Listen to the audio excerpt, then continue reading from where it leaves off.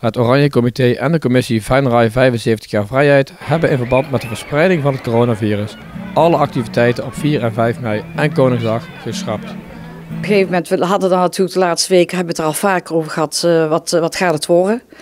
En toen gisterochtend kwam er al wat van uit Maastricht dat het daar niet doorging. En het feit dat we deze week een aantal contracten moesten gaan tekenen en daar zitten allemaal annuleringskosten op, hebben we op een gegeven moment gezegd, nu moeten we het besluit gaan nemen. Dus dat betekent Koningsdag, dodenherdenking en de 5 mei activiteiten allemaal af te lassen. Ja, ik denk wel het enige juiste besluit. Natuurlijk is het moeilijk, we zijn al maanden, zo niet een jaar bezig met alle voorbereidingen. Maar als je op dit moment contracten zou tekenen waarvan je aan de voorkant bijna voor 80% als het niet meer is weet dat je moet annuleren en dan kosten moet betalen, dat zou bijna onbehoorlijk bestuur zijn als je dat zou doen. En het wordt nu afgelast.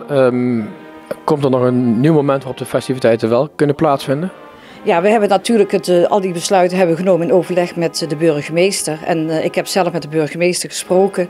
En we hebben gezegd, laten we later in het jaar kijken of we bepaalde zaken in een andere vorm terug kunnen komen. Dan heb ik het natuurlijk met name over 5 mei.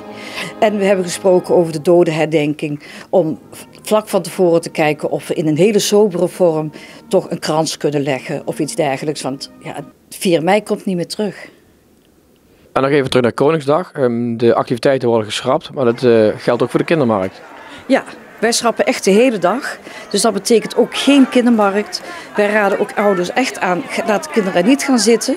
Want ja, je hebt grote kans dat er BOA's komen, dat er gehandhaafd gaat worden.